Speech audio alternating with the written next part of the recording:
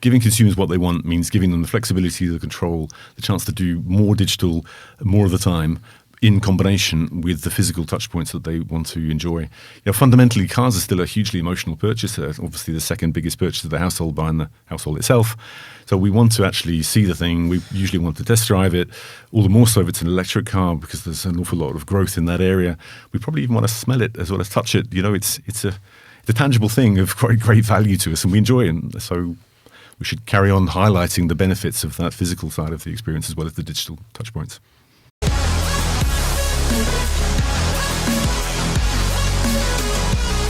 Hello and welcome to the AM News Show. Joining us today is Ian Plummer, the Commercial Director at Auto Trader. Ian, as a starter for 10, I guess, the market conditions we've seen in the last 2 years have been pretty unprecedented. And while there's been some media speculation, mainstream media, I guess, around the cost of living challenges having an impact on the market, that's not something that we're seeing currently, is it? Well, it is to an extent, but not to the extent that's sort of speculated on sometimes. But we're definitely seeing sort of a slowdown of interest in all activities, all sectors, aren't we? But we're not seeing a calamitous sort of drop off in demand. When we compare just about all our metrics to prior years, it's very hard to do a sensible comparison to last year because we were seeing the sort of euphoric levels of demand post lockdowns. The same applies to 2020 comparisons. But when you compare the demand or audience metrics on Auto Trader to 2019, we're about 15-16% up on just about all those metrics, whether it be visits. There are still 64 million people coming to Auto Trader. It's a great bellwether for demand. Whether it be ad views, the amount of cars people are actually looking at, they're equally up around 15-16%. So the baseline of 2019 would be a more relevant reference point. And when we take the emotion out of it and how it feels compared to last year, rationally, hard data says the car market is in actually quite good health, and demand levels are still pretty robust. I suppose we've had that benefit of the supply constraints and demand exceeding supply, so there will still be quite some time before that kind of reaches a level, I would imagine. Exactly that, and that plays through into pricing. Maybe we should touch on in a moment as well, but you can still see demand levels ahead of 2019 by all metrics. Supply is equally down on 2019. And if you think about the fact that supply is essentially the result of what we've built as new cars, if we didn't build them, we didn't sell them, and we did, let's say, 1.6 million cars in 2020, a similar number last year, we will do a similar number, it seems, this year.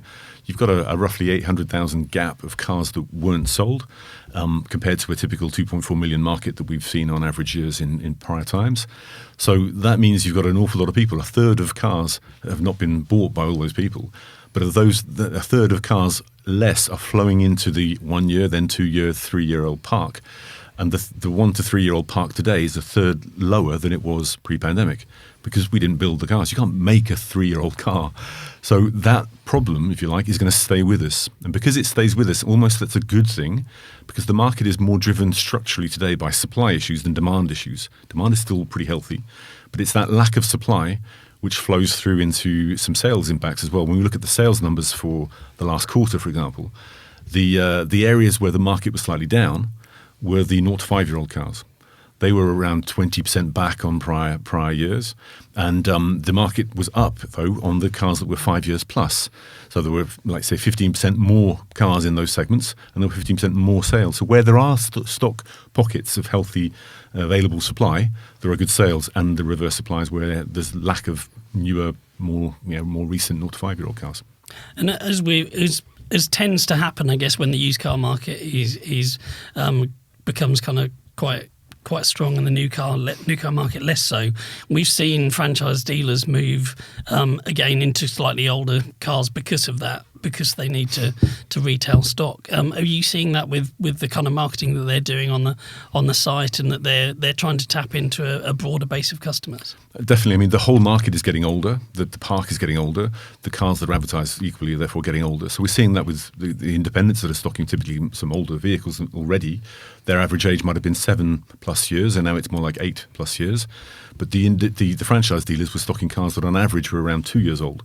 Now it's 3 years old. Literally a massive jump from the pre-pandemic period to where we are today. That varies slightly by brand. There are different dispersion curves there and so on to look at. But you can see an awful lot of the premium players, for example, that had an awful lot of dealers focused on relatively late plate product that was, let's say, a year and a half old.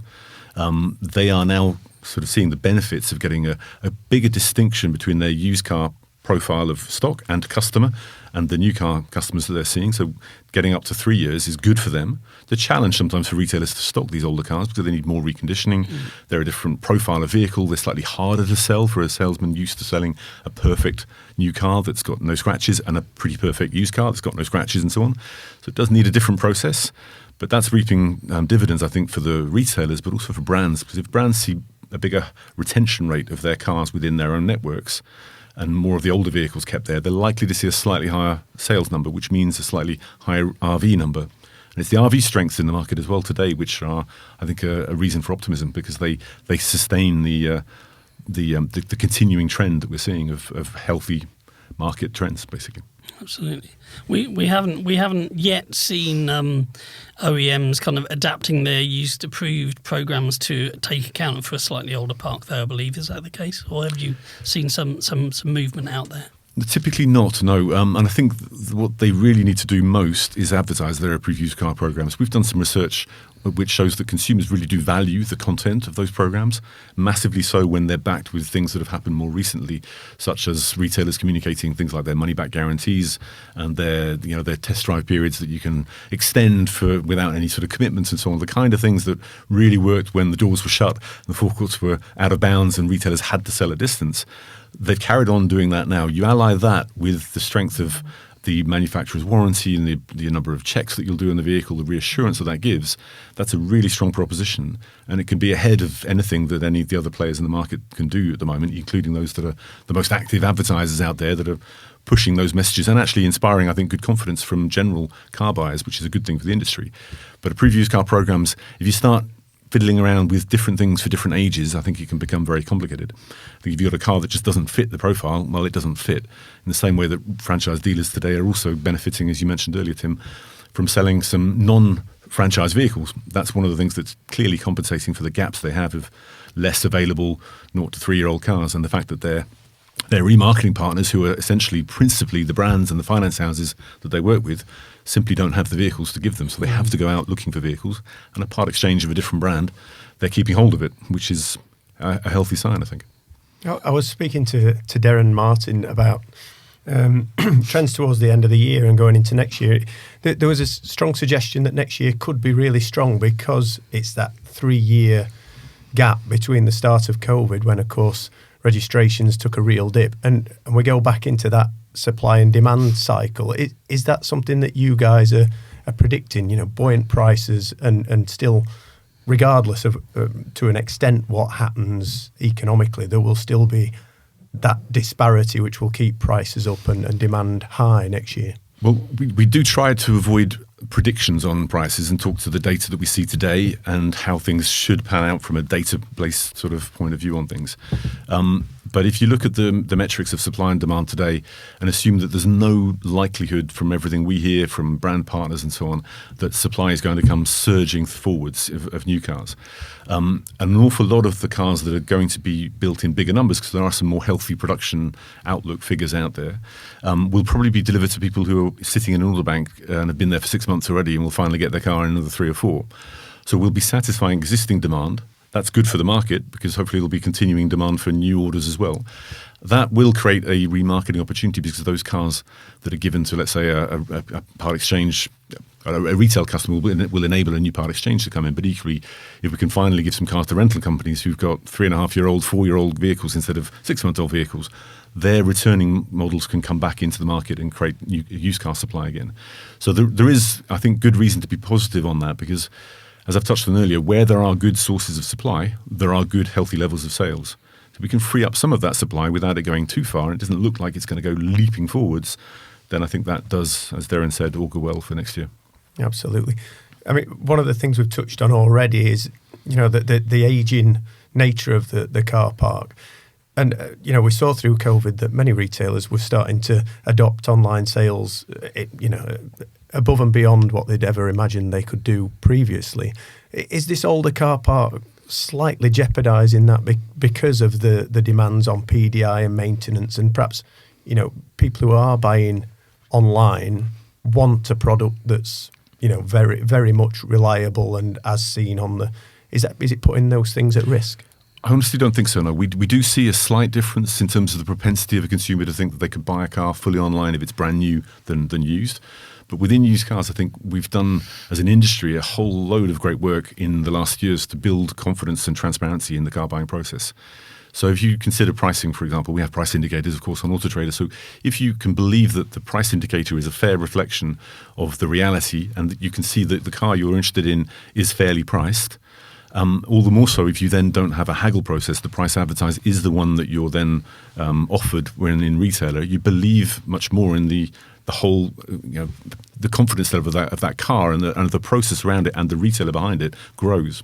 There are reviews of the retailers that build confidence in the fact that the retailer is offering a quality of service which is right up there and so on. All of those things, I think, build a high level of transparency in the buying journey we've not seen before.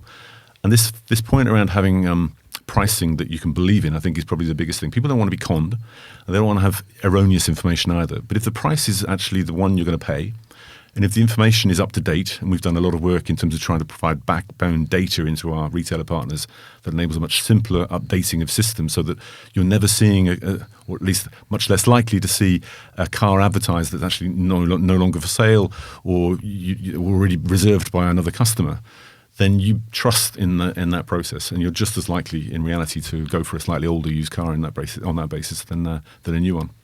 Has that been a ramp up? How have you guys spotted that desire to buy online that's followed on the COVID pandemic and adapted to it for your clients in the retail sector? Well, all the research we've done shows that just about everybody does and has done for a long time all of their research and search for a vehicle online. We used to look in magazines like Auto Trader, of course, but now just about everybody does look online. Progressively, people have got used to the habit of being able to do more of the car buying jobs to be done, as we call them, online as well. So that would have started with things like getting a part exchange value or potentially arranging some finance and so on. It's progressively growing, that desire to do more of the buying jobs online. And actually today, most consumers want to do most of them online. But actually, they also want to have the advice and support of the retailer behind the online buying approach. So there might be a job where they start online. It might be part exchange valuation. It might be finance. But they also want to speak to the retailer to flow through into the advice that they do value from them. So it's that combination that really works. And we can see that today probably 2/3 of people see the online buying proposition of their next car as an interesting one and one that they could contemplate using.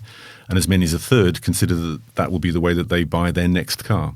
Having said that, we don't think that means 1/3 of people are going to buy their car fully end-to-end online without ever touching the retailer. They may test drive the vehicle in between times. They might snack on certain jobs to be done that'll be done digitally, come into the retailer, but they might then finish the process, arrange their finance online. And we've worked a lot with integrating finance through different lender partners, the partners of our retailers that they want to put in front of their customers, so that all of that journey is made smoother, and we can make this sort of blended retailing combination approach really work, of the best of both worlds. More digital transparency, more ease, simplicity, flexibility to do things where you want, have more control as consumers. What we like doing when we buy everything, really, most of us buy an awful lot of stuff online, as well as the wow factor from a great retailer that brings the car to life, that explains everything in a simple, accessible way to a consumer that has questions. It's that combination that we think is the one that consumers want today, and we're eagerly building to support all of our retailers on that same journey. How is that finance offer presented on Auto Trader? I mean, there's perhaps a slight discrepancy or a risk from your point of view if you offer in the car retailer's own finance proposition, or potentially offering yourself something from a partner organisation. So how have you managed to balance that up? Well, our retailers can choose the panel of partners that they work with to be part of that proposition to their customers. So if a retailer is advertising a given car, they can choose to turn on the finance proposition. We're seeing nearly a third more people engage with our finance calculator at the moment. I think we're up to about 14 million consumers that have interacted with our finance calculator so far this year. And that's, like I said, growing by nearly a third. So you can see finance, you've got to have the offers visible, and then you want to actually go through the approach of getting approved for finance. That will go through a lender's process, and then getting actually the application successfully submitted through to the finance partner of the choice of the retailer. So if the retailer wants to work with their captive finance partner, if they work within franchised retailer world, that would be their first choice. They may have a second string lender and so on as well. It's a very transparent process for the consumer, and one that backs up the preferences, if you like, of the retailer, and clearly one that supports the finance houses, who therefore get more of their finance offers in front of more of their customers, and likely to have more loyalty from their own franchise dealers or independents and so on as well, and a higher pickup rate. So can someone now click and buy on Auto Trader and not have to go to the dealer website? Is that something that can happen? Yes, but clearly that is the transaction of the retailer that we're enabling the consumer to do with that retailer on that retailer's car, with that retailer's chosen form of finance. So we enabled that deal builder journey, as we call it, just recently. We've been building the components, whether it be part exchange, finance, and the whole search experience and so on, to enable all of that, bring it all together after having done tests with individual retailers of different sizes, different types, to make all that work.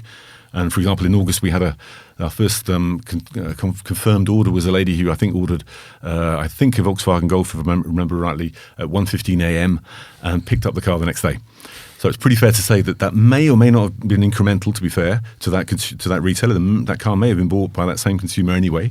But it's pretty fair to say that that made the journey easier for the consumer at a time that suited them, and enabled the retailer to generate a useful sale, because it landed that order in their systems on their finance for their car. I hope they remembered the order when they woke up the next day and were ready for that purchase. Well, they did. The customer picked up the next day. Absolutely. Yeah, completely. There are some marketplaces that have tried the model where they effectively buy the dealer's car at the kind of almost just in time before the consumer is buying that. That's something that Auto Trader isn't doing. And from the sounds of it, you are happy still that ultimately the dealer and the customer, they are the ones with that relationship, and you're facilitating that relationship for them. Absolutely. We exist to help our retailer partners of all shapes and sizes, and that could include online players, physical players, those that are understanding this need to merge the two. It could include the finance houses, the brands and so on that are behind all of that as well. Retailers of all sizes want to sell more cars to more customers. And we know consumers, we have a lot of them, want to buy more cars more easily, probably more digitally. Joining the two together is definitely our approach. It's a harder approach. It means we need to connect with all of our retailers' systems and our finance partner systems and so on. But it's that joining of the data and the tech that is so powerful. And if we can unleash the benefits of that, we know it's strong for the retailer, strong for the consumer. It'll unlock, we think, a large amount of value, because a third of consumers tell us today, in research we've done consistently over the years, that they do find the car buying journey quite frustrating, and they at some point will drop out. So if we can avoid people dropping out, there's even a potential opportunity to grow the whole value of the sector as we enable more people to transact more easily and more enjoyably, and hopefully do it more often. That can only be good for the whole equation. Because you're, in a way, Auto Trader's in a kind of unique position where you are a kind of champion of the consumer, and Erin Baker and her team do a heck of a lot of work on that side in terms of informing consumers and giving them guides on what to choose for. But also you have those relationships with dealers, and you kind of have to champion the industry as well and coerce both to get used to the way that kind of the industry needs to evolve, I guess, to do business in the future. No, you're quite right, Tim. The Auto Trader ethos is to make sure the consumer experience is fantastic. If it is, retailers will obviously want to put their cars in front of a large audience of consumers. We have that audience, so they do put their cars in front of that audience. The more they do that, the better the consumer experience is. And as we evolve the consumer experience, there are sometimes challenges where a retailer may not like the fact that we put a price indicator on their cars. or may not like the fact that we try to provide transparency on things like admin fees. But we know that those things are good for the consumer. We try very hard to explain and rationalize all of those things to the retailer audience that are behind all of that, so that they do see that, as challenging as sometimes things may appear at first glance, with hard data behind them and fundamentally strong consumer research, there will be consumer benefits that therefore do yield retailer benefits. Therefore, retailers do get on board, and price indicators now are widely embraced as a strong benefit that creates this transparency in the market that enables retailers to avoid the haggle. They often now are pricing to sell, and they will avoid the sort of haggle process at the back end that costs them money, creates frustration and annoyance for the consumer, costs time even for the retailer. So it's a positive journey. You're right, not always without friction points, but data usually does come through and people see the benefits. And if the value of the experience is good for the retailer, fundamentally, we're all about providing them value. That's what counts more than anything. I think at tough times for the sector, you always seem to get car retailers saying that, either a valuations provider or an insight provider is, to a sense, guiding and determining the market price and, how they strategize their retail model. What do you say to those guys? Because Auto Trader with its data set has become one of those players, and I guess particularly with the recommended values that it presents. I think it's a slightly different equation that we work to be honest with you, Tom. The prices that we share with our retailer partners, finance houses, brands and so on, as being the reference point for a given car in the market are the reflection of 900,000 daily data points. So they are massively data-driven, considerably sort of weightier than any other voice in the market. And the key thing is that they aren't driven by, as I mentioned earlier, our opinions. They are hard data points. So they're the reflection of what retailers will be themselves selling their cars for. And we would always urge any retailer to get well away from the old logic of SIV up pricing. I bought a car for this much, I want to sort of stick 1,500 quid across it. That just really doesn't work anymore, of course. If a retail value in a very transparent marketplace like the one we have now for new as well as used cars is X, then you've either got a good margin beneath it or not, depending on how well you've bought the car. But the retail value isn't just going to become Y all of a sudden. It is always going to be X. So the insights we try to drive to retailers, for example, in terms of how they price, is to recognize that whether they like it or not, whether they bought the car brilliantly, affordably and so on or not, they need to price to the retail value because consumers will see that as being the reference point for that given car. And if they do, they'll turn the car quicker. And it's all about speed of turn and return on investment that we focus our minds and the minds of our retailers on when we try to partner with them to help share those insights so that they can make good use of them. We try to sort of consult with them almost to help really drive the benefits tangibly into their bottom lines, if you like.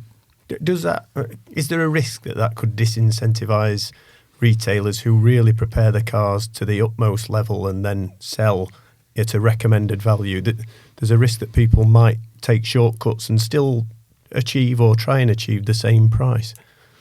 Do you mean in terms of shortcuts of reconditioning wise, for example? Yes, yeah. I don't think so. I think that there are enough reassurance guarantees out there from an awful lot of retailers these days that those sort of sharp practices are a thing of the past. I'm sure there are some exceptions, but they are, I think, these days, fortunately, more exceptions than anything else. And I think what really works for retailers now is using the data to understand what's going to work in their local market. So we can share average numbers. The pricing data at the moment shows that we're still seeing year-on-year like-for-like cars up 16%. That's on the back of 17% last year. It's 43.5% up on like a 3-year period. Cars are massively more expensive. You can say that to a given retailer, and they may say, yeah, but I had a customer in the showroom earlier on a Ford, and I saw the part exchange value, and it was completely nothing like what you're talking about. There are lots of exceptions. So what you have to look at behind the averages is the granular detail of a retail rating, as we call it, for a given car, which means a given car might have a higher value, but it will likely turn faster than another given car that's got a low retail rating. That can also be geographically specific. So the same car can perform really well in Scotland and really poorly in London or vice versa. But knowing where to put a car and how to price it is really important. But if you have, for example, a car that you've bought as a part exchange, you didn't have the choice of using our data to choose a car or not choose it at auction, where you've got the liberty to bid or not. You're choosing a car as a part exchange. You really wanted to do that transaction to sell the new car. You've got that car and it's got a low retail rating.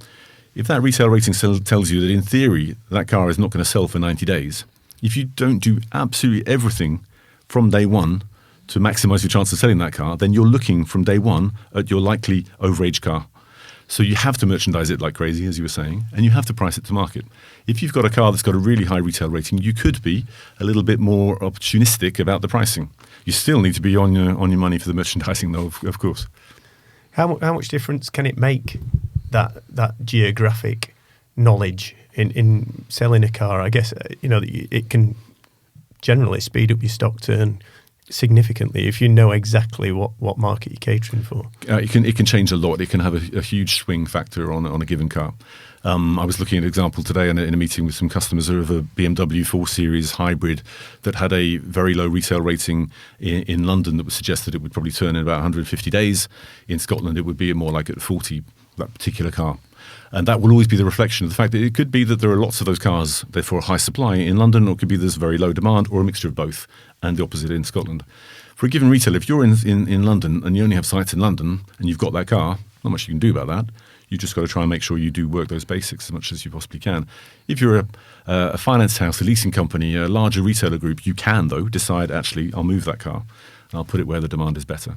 Yeah, that's the thing. It really galvanises that advantage of having a large group where you can move stock around. If you're a small independent in one area, you've really got to study that data and make sure you're buying the right vehicles, which I guess right now is difficult, isn't it? Buying them, but also working them, as you mentioned. We have a campaign, if you like, at the moment, a focus for our teams, which is called Find Your Focus, where we look to work with all of our retailer partners and drill down into the details of exactly what's going on in their stock mix and so on at the moment, to understand their goals. They might have a goal of turning cars quicker. They might want to source differently. Understand their goals, understand what they've got, do some analysis of that, and within just the 15-minute analysis period, we can actually come back to a retailer and say, here's the opportunities, here's the risks, and based on your goals, here's the action areas we think we should focus on. And the whole point of that is to work with them, to use our data to help their performance, and bring the points that you mentioned about the insights that we have to the fore. It's interesting because kind of going back probably 7-8 years, I remember talking to the boss of a retailer group then who was saying that the holy grail would be data that showed him that rather than selling a car in Norwich, for example, if he moved that car to Bristol, he would sell much quicker and he would make more profit about it. And that has now become reality thanks to the systems and the data that the industry is producing. Completely. And that really does help modernise the industry. I mean, I think we've seen a big pickup in the speed of adoption and real practical use, let's say quality of execution of how retailers use data, how the whole industry uses data during the period of COVID and so on. Because especially at the beginning of COVID, we all found, ourselves included, Auto Trader, that we needed data to help navigate our path more than ever. Because there was so much up in the air, we didn't know what was going to happen and so on. Everybody was very keen to understand that data that we had because we have such a vast breadth and depth of data around the consumer, what they're thinking, what they're doing, about the vehicles themselves. Sharing that has been really useful, I think, for the industry, and we think valuable for our partnerships across the board as well as for ourselves. But it has seen, I think, people actually now price more regularly their cars, focus on these metrics such as the retail value of the retail metrics of their given vehicles, the performance metrics they can see. If you put certain inputs into the system in terms of the quality of the pricing, the merchandising, things like just attention grabbers on cars, you know that you'll get a better quality of output. So data adoption is fundamentally further forward than it was. I just add one other point. We've worked also through that same period to sort of enable a lot of the foundational points of digital retailing by sharing our data through what we call AT Connect, which is a system of interconnected data points using our taxonomy and our core data at Auto Trader to help a retailer to actually create a better search experience potentially on their website, but fundamentally to help them avoid the need to update multiple systems where they've got to update their own website, a UVL for a brand, a website, marketplace like ours or others. If they have to do that in multiple places on the same car, it slows them down, costs them time, costs them therefore money, means that they're going to probably miss the market because they're changing things very quickly. We know the market moves very fast these days. They might miss profit opportunities. Equally, as I mentioned earlier, if a consumer doesn't necessarily trust that the car that they're seeing that says it's not reserved is actually reserved, when we create that reservations functionality, for example, through our deal builder approach, then they're going to be disappointed. So we need somebody who reserves on an Auto Trader site, for example, to show that vehicle as reserved on the retailer's own website, or if it's reserved on the brand website, it needs to show as reserved on ours, etc. And it's that sharing of data, partnership approach across the industry, which I think is really helping everybody massively. And I think we've got a much more open automotive ecosystem than we ever did. Absolutely. One of the things Tim and I were talking about earlier this week, actually, and I was curious to ask you about. Previously, we'd sort of talked about Cazoo and its various benefits and pitfalls, but when we speak to people in recent months, they've said, it's done a great job of promoting the concept of online sales for the whole sector, and we're all benefiting from that. And we've seen other entrants come into the market as well. As we're seeing rockier times for those online retailers, shall we say, is there a risk that dents the reputation of the sector's ability to deliver online retail? Do you think car retailers' online offering has matured to a point where, they don't have to worry about Cazoo anymore, and there's not that risk? That was my concern for car retailers, really, having relied on Cazoo and its marketing scale to get that message out there. Is a slight faltering undermining that consumer confidence? I don't think it's going to change the consumer's approach to things, and I hope it doesn't change the retailer's approach to things. I think there are some retailers who are potentially thinking, well, I thought the values were overdone. I don't mean the company valuations of some of the players in the frame you're talking about, but I don't think they're saying the trend isn't real for consumers wanting to do the things that we all as consumers do in other verticals. I think as in the car industry, we've often been guilty, in my opinion, been in it for a long time, OEM world, retailer world, of thinking somehow that what we do as buyers of all other products, whether it be shirts on our back or the products we buy of all sorts at home, somehow is that different than when we're buying a car. And we've held back, and there's been a bit of a smoke and mirrors thing around automotive for a little while. That's really changing very fast. And as I said earlier, so long as the industry sees the values behind delivering what consumers want, then they're going to carry on doing it. And there are plenty of players in that more digital space that you've talked about who've done quite simply the same thing as the physical retailers. In other words, they've adopted a lot of physical sort of sides of their business, the same way the physical first retailers have adopted more and more digital. As I said earlier, it's that combination of the two that really works. Purely end-to-end, fully end-to-end online sales, I think it's going to be a small single digits number for a good sort of period to come. But it's Omnichannel is the future, and you guys are facilitating that, I guess. Omnichannel is exactly the buzzword at the moment, isn't it? Omnichannel, digital retailing, blended retailing, there are different versions of it, but basically giving consumers what they want means giving them the flexibility, the control, the chance to do more digital more of the time, in combination with the physical touch points that they want to enjoy. Fundamentally, cars are still a hugely emotional purchase. Obviously, the second biggest purchase of the household behind the household itself. So we want to actually see the thing. We usually want to test drive it. All the more so if it's an electric car, because there's an awful lot of growth in that area. We probably even want to smell it as well as touch it. It's a tangible thing of great value to us, and we enjoy it. So we should carry on highlighting the benefits of that physical side of the experience as well as the digital touch points. Particularly the used car. Ian, before we kind of wrap up, I want to hear your views on, as given that you had a long and successful career with Renault and then Volkswagen before joining Auto Trader, from the OEM's perspective, we're on the cusp of seeing more brands enter the UK, Chinese brands which bring a lot of its experience in successfully building and selling EVs. How do you think the kind of incumbents, the existing OEMs, will be reacting to some of that, and what can they do about reinforcing or kind of safeguarding the businesses that they already have? It's a great point. We could spend a long time talking about that one.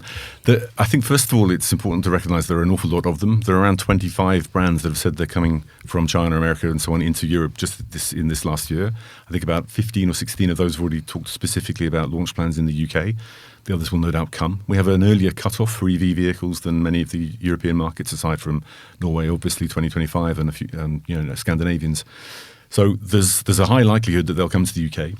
They see the UK consumer, and whenever I speak with those people, as very brand agnostic. We, imagine Kia and Hyundai have done brilliantly from an established player point of view. Polestar also brilliantly. MG from a bit more of an outsider point of view, although with a huge legacy in the UK. They've managed to change the perception of their brands with the EVs that they've sold.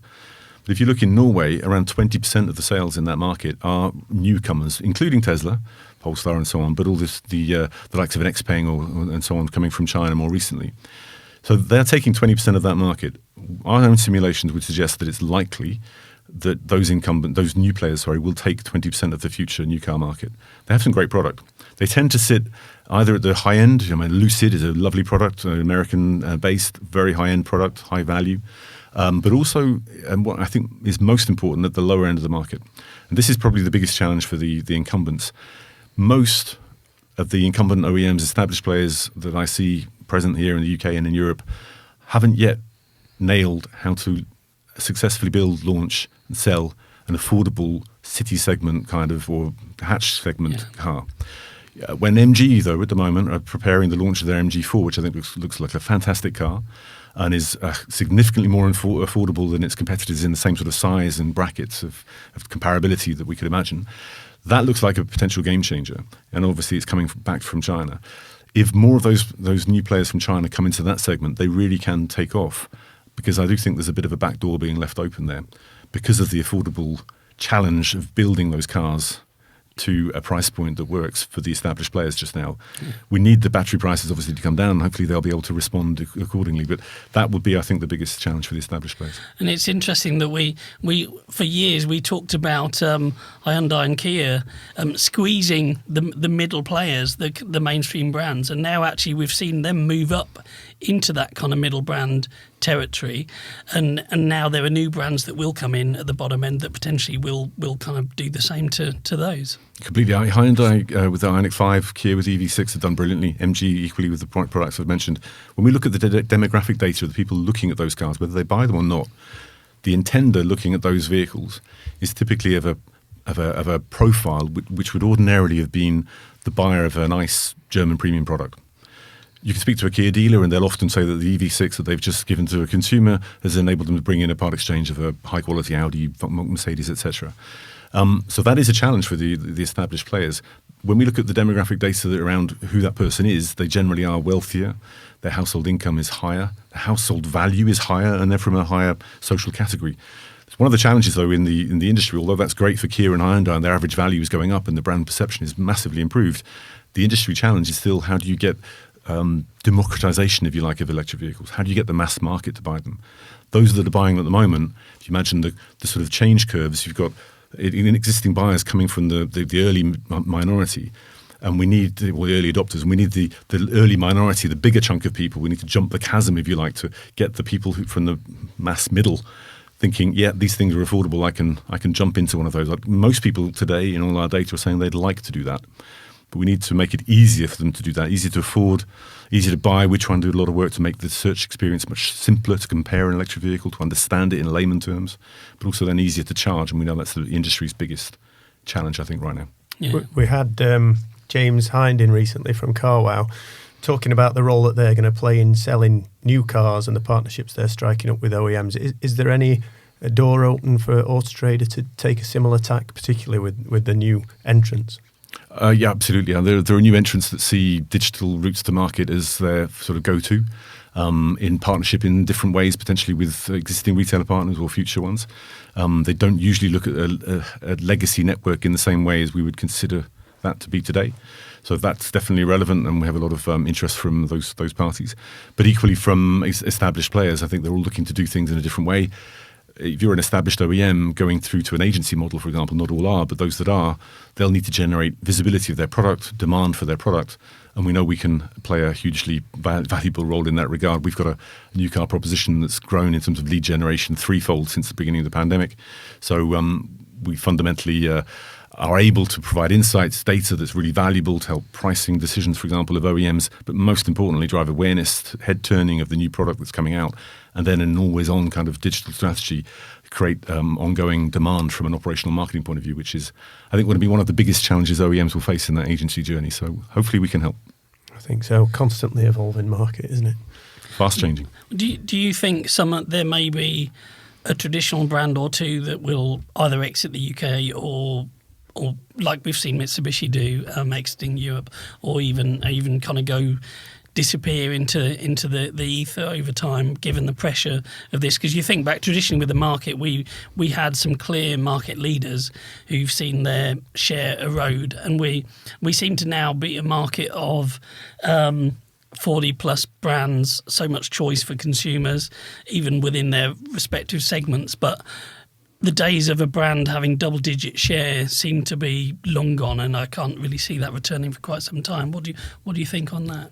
I'm not sure whether brands will disappear fully. I think where that could happen is within groups that control multiple brands. Yeah. If they find it hard, especially at the cheaper end of the spectrum, to find this solution for the affordable EVs we've talked about, given that they have to be selling EVs going forward, then they would be the ones at risk. Potentially within a stable of brands, you could lose one.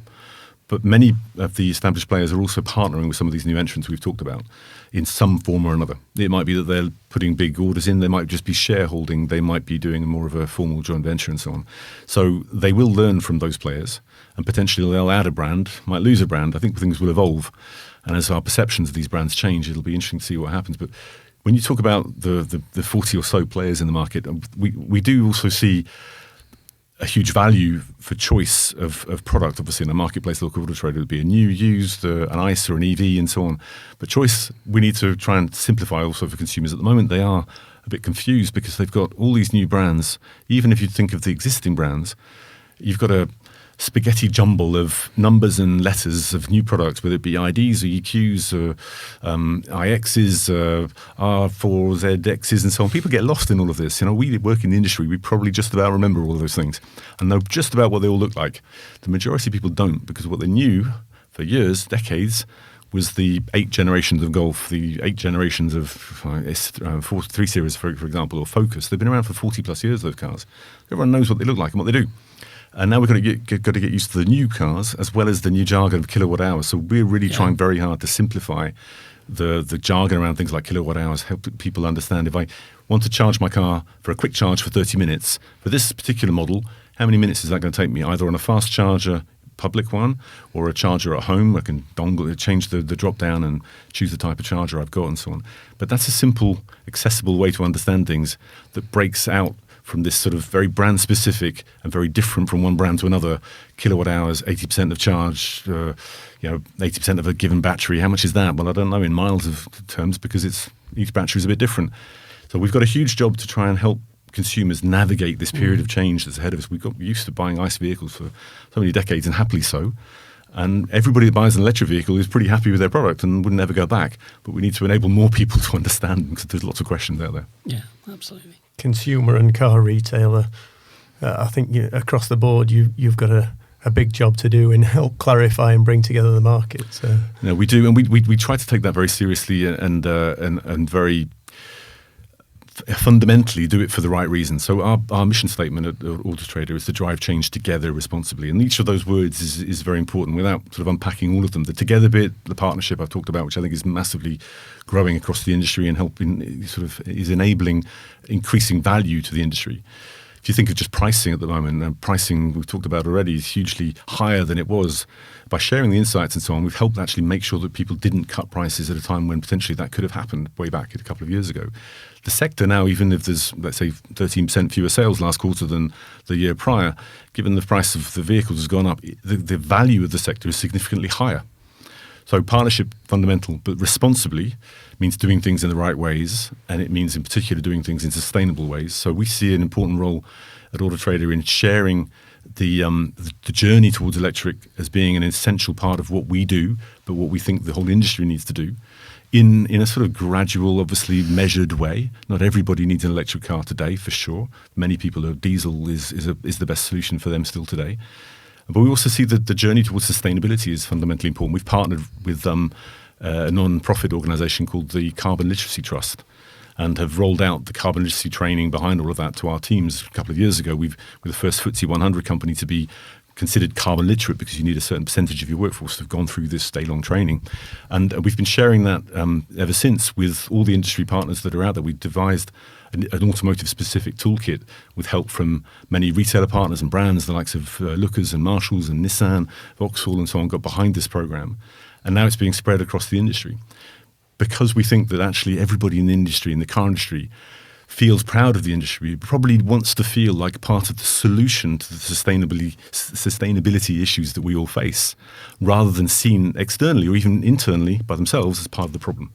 That's, I think, a worthy challenge that we're all in need of picking up. Absolutely. Great note to end on, I think, and a noble cause for you guys to be pursuing alongside all your other priorities. Yeah, it is. Fantastic. Thank you, Ian. That's been really fascinating. Thank you. Yeah, thanks for joining us. Thank you.